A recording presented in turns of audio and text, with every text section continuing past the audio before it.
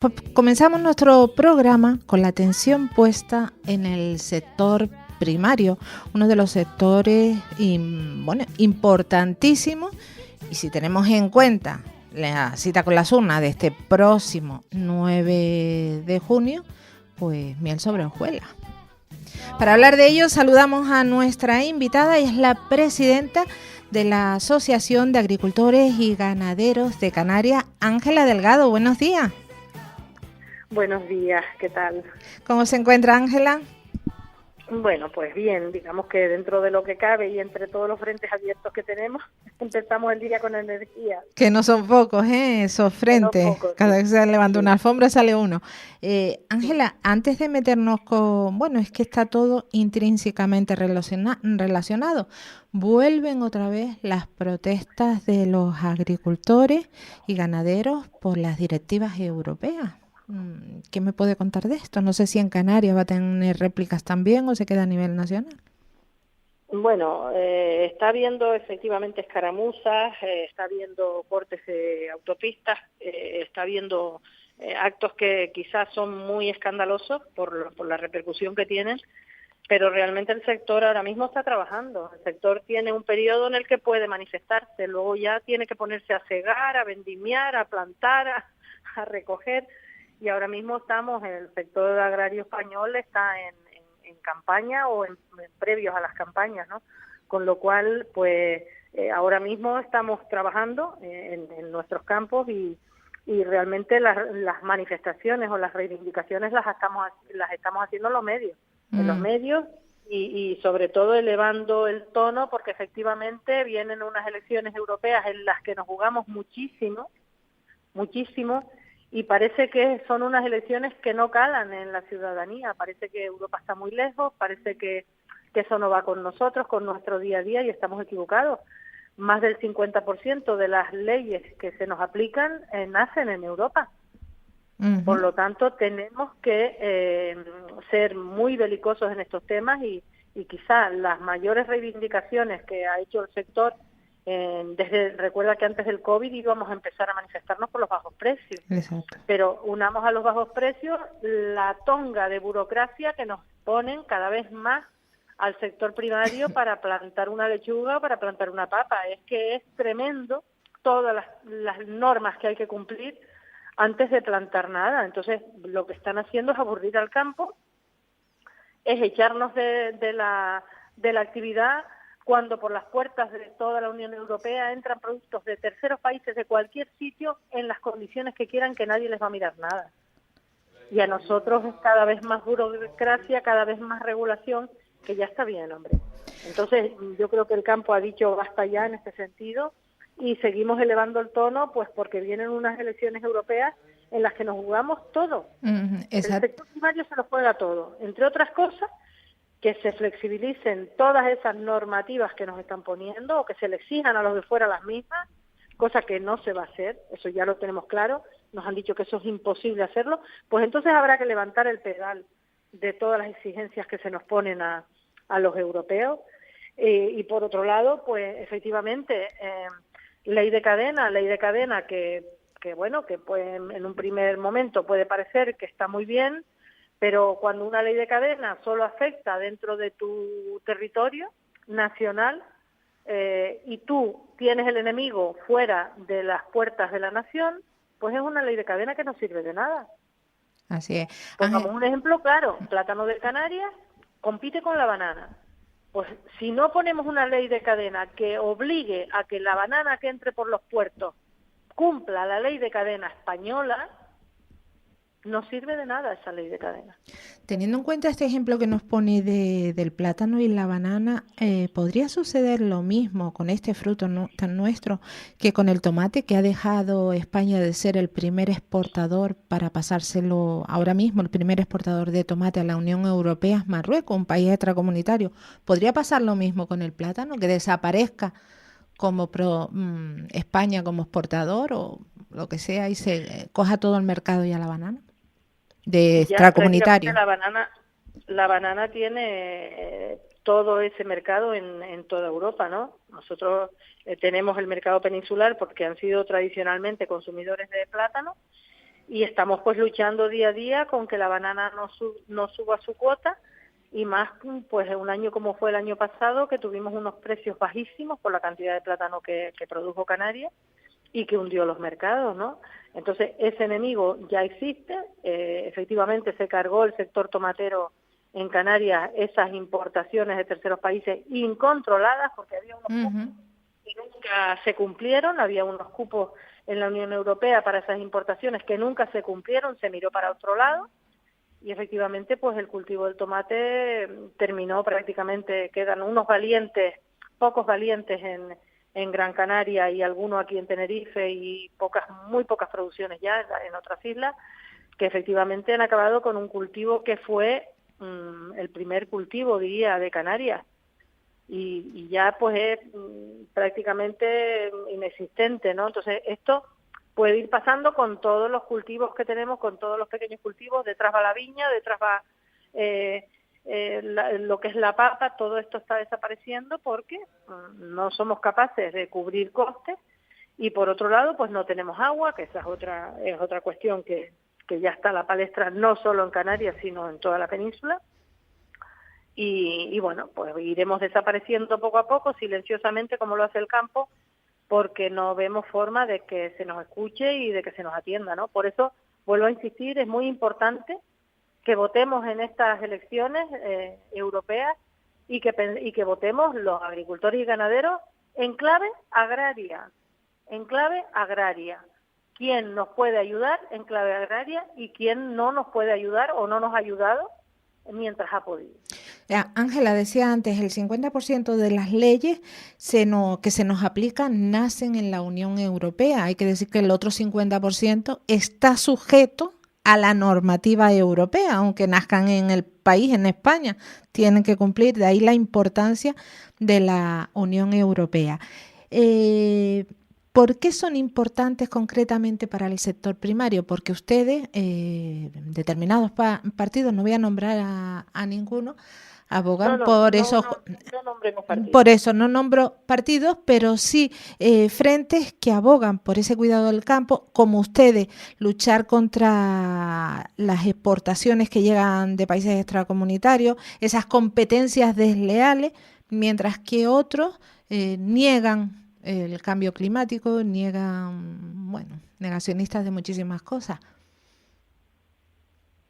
Efectivamente, nosotros pues lo que tenemos que buscar es que más de ese 50% de leyes que luego en nuestro gobierno se pueden, digamos de alguna manera, empeorar para el sector, como se ha hecho. Y pongo un ejemplo, pues no sé, si viene desde Europa que se pretende la Agenda 2030 que la agricultura ecológica crezca un 25% en 4 o 5 años, pues en España decidimos que sea el 40% y que sea en 3 años. Entonces, esta serie de personas que legislan desde los despachos, que son burócratas, que no han pisado el campo y que son los que nos están poniendo constantemente más impedimentos uno sobre otro, estas personas son las que tenemos que expulsar de las instituciones, porque realmente el que legisle para el campo tiene que ser experto en el campo. Las zonas rurales no son iguales que las ciudades.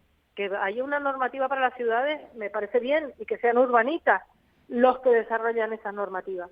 Pero las normativas del campo necesitan expertos en el campo, necesitan ingenieros agrónomos, necesitan personas que sepan de lo que se está legislando. Necesitamos veterinarios de explotaciones que sepan realmente qué necesitan los animales, qué realmente es bienestar animal.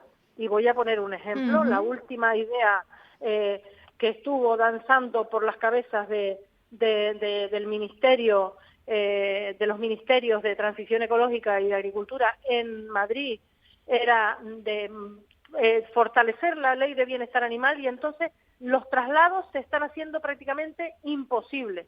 Y voy a poner un ejemplo que todos vamos a entender. Que los toros de lidia, en sus traslados de una parte al otro del territorio peninsular, pues cada 2 horas se bajen los animales, se les dé un paseo, se les dé agua y se vuelvan a subir a los camiones. A ver quién es el guapo que es capaz de llevar a cabo una normativa de este tipo. Solamente un señor que está en un despacho y que lucubra con lo que cree que es la agricultura y la ganadería. Entonces, en estos aspectos tenemos que estar pendientes de lo nuestro, agricultores y ganaderos, y tenemos que saber quién es capaz de flexibilizar toda la normativa que se nos está poniendo y quién la va a empeorar. Yo estoy muy de acuerdo con que cuidemos el medio ambiente. Yo creo que los productores ahorramos agua más que nadie, tenemos nuestras explotaciones limpias, adoramos a nuestros animales, Ujú. y lo que no es de recibo es que se nos tache de maltratadores, que se nos tache de que acabamos con el medio ambiente, que terminamos con el agua. No, no, no, no, no, no, no. Ese discurso es urbanita, ese discurso es de personas pseudo defensoras del medio rural sin conocerlo. Se ha impedido que se limpien los montes, un ejemplo que nosotros tenemos bien claro aquí por el incendio que sufrimos hace poco. Ujú. Se prohíbe sacar la pinocha, se prohíbe transitar a los animales por la interfaz, por las zonas cercanas a los montes, porque todo está protegidísimo. Pues esa superproducción a que lleva a un incendio. Entonces, de verdad, yo lo que pediría es que la normativa sobre el sector agrario la definieran especialistas en el sector agrario y consultando con las organizaciones agrarias y consultando con agricultores y ganaderos, que son los verdaderos expertos en el sector primario. Desde luego que sí. Y Ángela, centrándonos en Canarias como región ultraperiférica, legislado en la Unión Europea, ¿cómo puede incidir un cambio de políticas a raíz de las elecciones? Bueno, Canarias tiene pendiente, nuestro POSEI tiene pendiente una actualización de costes, que hasta hace poco pensábamos que era imposible porque fue una ficha financiera que se generó en su día y que estaba previsto que se extinguiera, pero bueno, con todo lo que nos ha pasado, con COVID, con guerra de Ucrania, con guerra de Oriente Medio, con todo esto que está pasando, pues vemos que puede haber una flexibilización del nuevo Parlamento Europeo y necesitamos poner en ese Parlamento Europeo personas que realmente sean conocedoras de nuestro POSEI y que puedan defender pues un incremento de la ficha financiera del POSEI para actualizar los costes. Si no ya los laborales, que creo que no van incluidos, sí el aumento de costes de insumos de todo lo que tenemos, de todo lo que nos ha subido, el agua, todo lo que ha subido, que ese incremento, que por lo visto los estudios que se están haciendo están entre un 30 y un 40% de aumento, pues necesitamos unos eurodiputados que conozcan esa idiosincrasia de las regiones ultraperiféricas y que la defiendan, porque no olvidemos que en Europa nosotros somos un puntito en el Atlántico. Exacto. La cabeza un Entonces alfiler. necesitamos de verdad políticos que tomen esto como bandera y lo defiendan para que el sector primario pueda seguir, aunque sea mal viviendo, pero pueda seguir y podamos seguir disfrutando de nuestros productos y teniendo nuestras zonas rurales atendidas, y que hoy en día pues la Jeria en Lanzarote es un sitio de visita turística obligada. Exacto, el Pues los paisaje, montes, sí, el paisaje. exacto, las subidas aquí a las cañadas son preciosas, las zonas rurales. En La Palma lo mismo, La Palma es todo el sector primario, prácticamente todo. Entonces, defendamos que podamos seguir viviendo de nuestro campo y que podamos seguir viviendo de la forma que se vive en el campo. Vuelvo a repetir, señores animalistas que son animalistas de animales de compañía, con todo mi respeto, me parece fantástico, pero no es la misma legislación para animales de compañía que para una granja.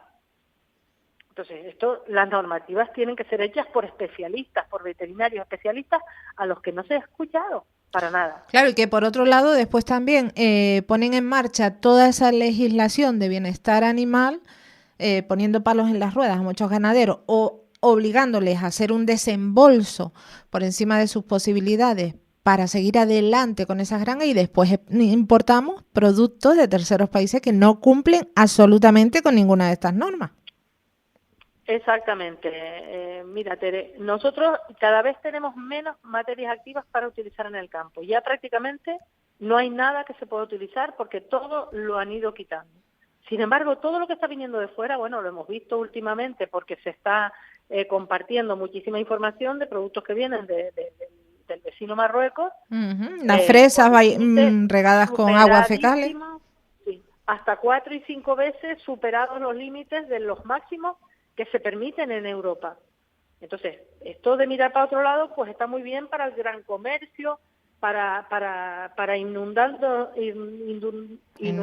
de productos de fuera. Pero ¿de verdad estamos pensando en la salud de los europeos? ¿De verdad estamos pensando que después nos quejamos de que tanto cáncer y de que se incrementan los cánceres y que incrementan las alergias y que incrementa todo? Pues sí, es que nos están envenenando. Y entonces, y en ese aspecto Europa mira para otro lado.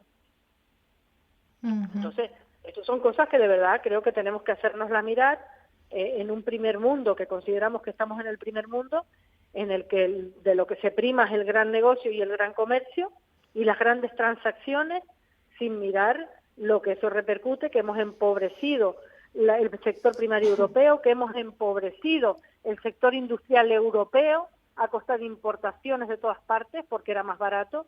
Hemos tenido falta de productos durante el COVID porque esas empresas que producían en Europa desaparecieron, hundidas por los costes. Entonces, todo esto yo creo que Europa, tan inteligente que es, debería hacer una reflexión, que yo creo que viene ahora esa reflexión, de que hay que cuidar lo que tenemos dentro, sin menospreciar lo de fuera, pero sí que tenemos que mimar nuestra industria, nuestro sector primario, nuestras empresas, para seguir siendo referentes mundiales. La verdad es que sí, que en estos 4 últimos años, Ángela, hemos tenido ejemplos a raudales de lo que teníamos, dejamos de tener y necesitamos, que pedimos hasta por señas. Ahí tenemos todo el material quirúrgico y alimentos. Antes mencionaba la papa, hablando del comercio. ¿Qué está pasando con la papa de Canarias, Ángela? Le digo porque en estos últimos días he visitado grandes superficies y en la zona donde se venden las papas, la que corresponde a la papa del país, vacía. Sin embargo, ingentes cantidades de papa de Egipto y papa de Israel. Y a la vez los agricultores se quejan de que las papas no se las quieren comprar a los de aquí, que las están cosechando y no llegan a los lineales. ¿Qué pasa con esto? Bueno, esto daría para un par de programas, pero vamos a intentar vamos a sintetizar. Bueno, en primer lugar, hemos tenido una inclemencia climática en enero, quiero recordar. Sí, la ola de calor. Enero, o sea, cuando el año pasado la ola de calor empezó a finales de marzo, este año empezó a finales de enero. Se llevó por delante el 70% de la cosecha del sur de Tenerife. Y yo te lo digo, mi cooperativa ha recogido escasamente, o entre un 20, está todavía terminando de recoger, pero entre un 25 y un 30% de lo previsto para la cosecha del sur. Está empezando a recoger el norte, en el caso de Tenerife, está empezando a recoger el norte. Nosotros estamos recogiendo como cooperativa papera que somos nuestros productores, pero efectivamente, como hay una escasez de papa del país, pues se han hecho importaciones en muchos aspectos indiscriminadas, es verdad. Pero yo aquí hago un llamamiento al sector primario. El sector primario se tiene que organizar. Yo no concibo que productores que siembren más de 100 sacos de papa no hayan pensado a quién les van a vender esas papas. O sea, que yo planto 100 sacos de papa y yo no sé si las voy a vender, si no las voy a vender. Muchos de estos productores que se quejan de que no les compran las papas pertenecen a cooperativas que no recogen papas, que solo tramitan la ayuda de la comercialización, cosa que debería ser ilegal, porque la ayuda es a la comercialización. Claro, no la pérdida, papas, ¿no? Y si no la están comercializando, no deberían ser aptos para tramitar este tipo de ayudas. Y sin embargo hay cooperativas que son virtuales, cooperativas de papeles, que tramitan ayuda a muchísimos productores, pero no les recogen una sola papa. Entonces, a mí me han venido, yo creo que más de 50 productores que no son de nuestra organización, a ofrecernos papas para que se las recojamos. Pues yo, tristemente, nosotros tenemos nuestros productores y tenemos unas cámaras limitadas a unos metros cúbicos, no podemos recoger a los que están por fuera para después dejar a los productores nuestros con las papas sin frío. Es lógico lo que plantea.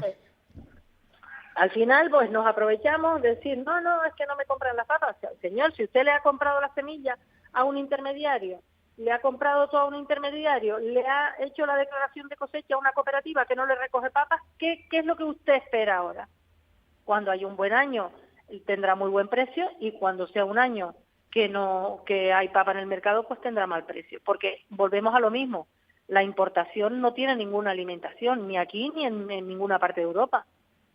Entonces, no podemos hacer nada. O sea, no podemos decir, pues se tienen que comer las papas de los canarios porque no pueden entrar de fuera. La importación está habilitada, Sí. es legal, totalmente legal. Lo único que tenemos son restricciones de los países de donde vienen esas producciones, que tienen que cumplir que no tengan escarabajo de la papa y que no tengan polilla, que ya tenemos nosotros, pero efectivamente no hay otras restricciones. Pongamos un ejemplo al revés. El año pasado se cerró la importación del Reino Unido drásticamente, y ya no quedaba prácticamente papa en Canarias, porque efectivamente ya la escasa cosecha que había se había prácticamente vendido, y de repente se dispara el precio de las papas.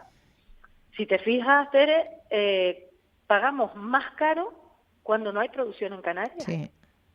Llegaron las papas a 5 euros el kilo, Sí. y no había papa local. Eso fue en septiembre, octubre de este Exacto. año, del Y esas año papas pasado. costaron escasamente 60 céntimos, 70 céntimos. Las pagamos hasta...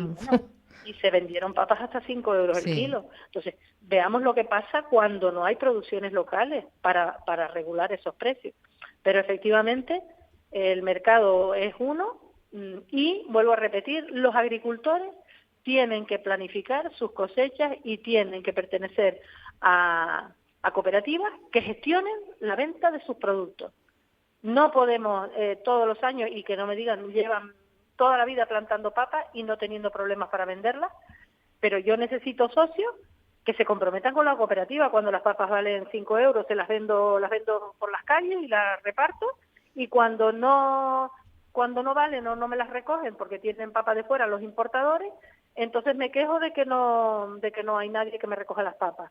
Organicémonos, los productores, generemos cooperativas o generemos el tipo de empresa que se crea que se debe crear, y cojamos la comercialización por los cuernos y hagamos nosotros que nadie se ría de nuestro trabajo. Perfectamente explicado, Ángela, más claro imposible. Gracias llegamos al final del programa. Nada, recomendación a votar el domingo, y como siempre, mil gracias por atendernos, Ángela Delgado, secretaria, presidenta de ASAGA. A ti por tu interés por el campo. Como debe ser. Un abrazo a todo el mundo, y a votar el domingo a todo el mundo, aunque sea en blanco. Aunque sea lo que sea, pero ejercer el derecho al voto. Ángela, un abrazo. Un abrazo grande.